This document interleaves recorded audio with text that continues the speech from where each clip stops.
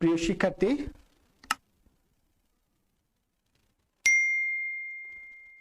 Bhawal Badre Alam government কলেজের Sheikh Russel ICT online class থেকে তোমাদের সকলকে স্বাগত।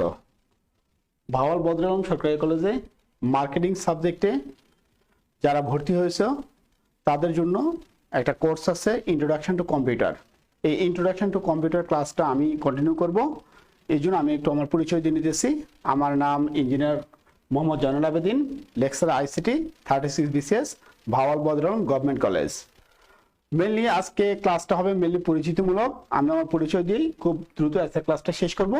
এর পরের ক্লাস থেকে তোমাদের যা সিলেবাস আছে সিলেবাস অনুযায়ী আস্তে আস্তে ক্লাস কন্টিনিউ করা হবে।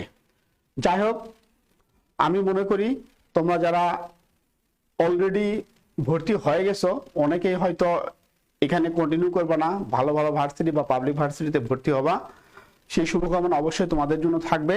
বাট যারা এখানে থাকবা অথবা অনেকেই সিদ্ধান্ত নিয়েছো ভাওয়াল কলেজে পড়বা, তাদের জন্য অবশ্যই পড়াশোনা শুরু করতে হবে। আর এর জন্য বাজার থেকে তোমরা কি বই কিনবা, কি বই কিনতে হবে, আমি নেক্সট ক্লাসে সেগুলোর ডিটেল আলোচনা করব। যাই হোক, আজকে আমরা যেহেতু আমাদের কোর্সের নাম ইন্ট্রোডাকশন টু কম্পিউটার, সুতরাং আমাদের কোর্সে কি থাকতে পারে?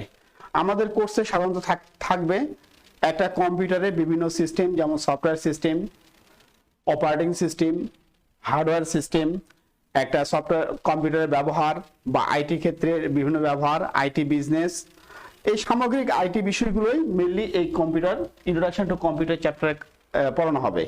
এই চ্যাপ্টারটা সবচেয়ে বেশি কাজে লাগবে তোমরা যারা পড়াশোনা শেষ করে বিভিন্ন সরকারি চাকরি পরীক্ষায় অংশগ্রহণ করবা। সেই চাকরি পরীক্ষায় আইসিটির যে সিলেবাস, সেই সিলেবাসটা মূলত এখানে ইন্ট্রোডাকশন টু কম্পিউটারে কভার করা হবে।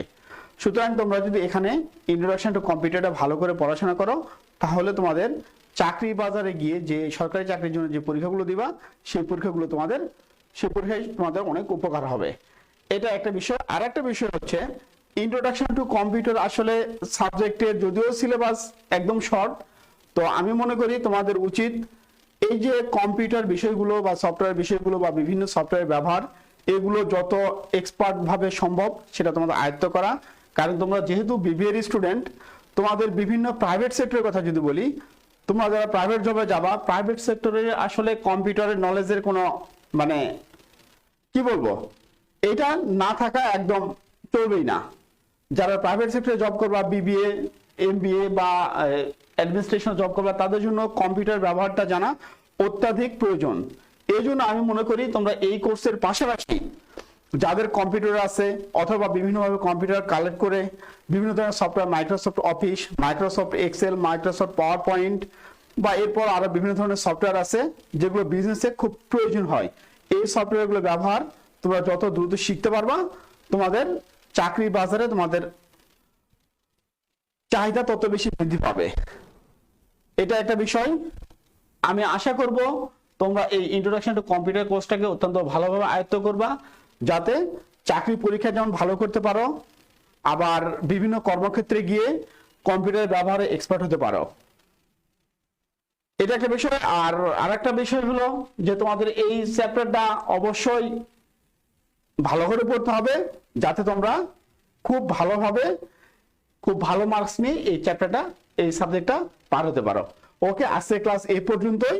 এর পরবর্তী ক্লাস থেকে আমি তোমাদের এই ইন্ট্রোডাকশন টু কম্পিউটার সিলেবাসে যা আছে সিলেবাস অনুযায়ী পড়ানো স্টার্ট করব। সকলকে ধন্যবাদ। আসসালামু আলাইকুম।